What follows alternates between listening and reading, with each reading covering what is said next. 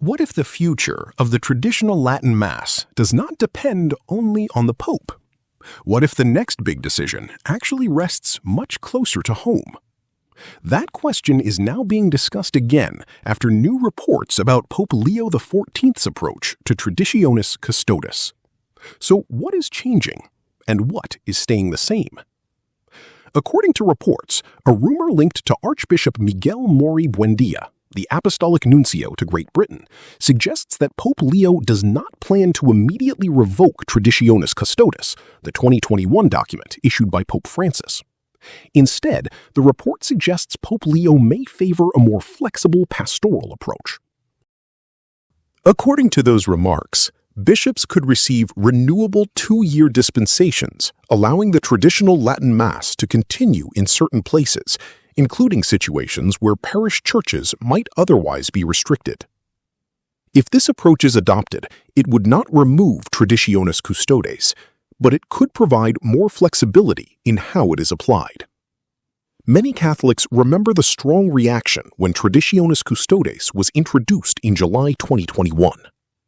For many faithful attached to the traditional Latin Mass, the older liturgy had become an important source of prayer, reverence, and spiritual life. The new restrictions were difficult for many communities. Some Mass locations closed, some communities moved to different chapels, others disappeared altogether. One point raised in this discussion is especially interesting. The argument is that while Traditionis Custodes established new rules, diocesan bishops were also given the possibility of requesting exceptions from Rome. According to this perspective, several bishops made those requests, explaining the pastoral needs of their diocese. Some of those requests were approved.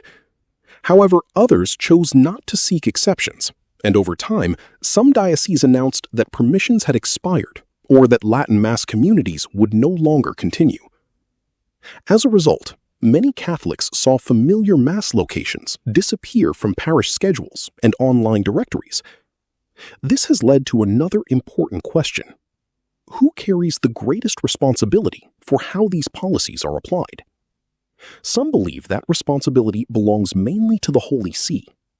Others argue that bishops already possess important pastoral responsibilities and have room to request permissions when they believe it is necessary for the spiritual care of their faithful.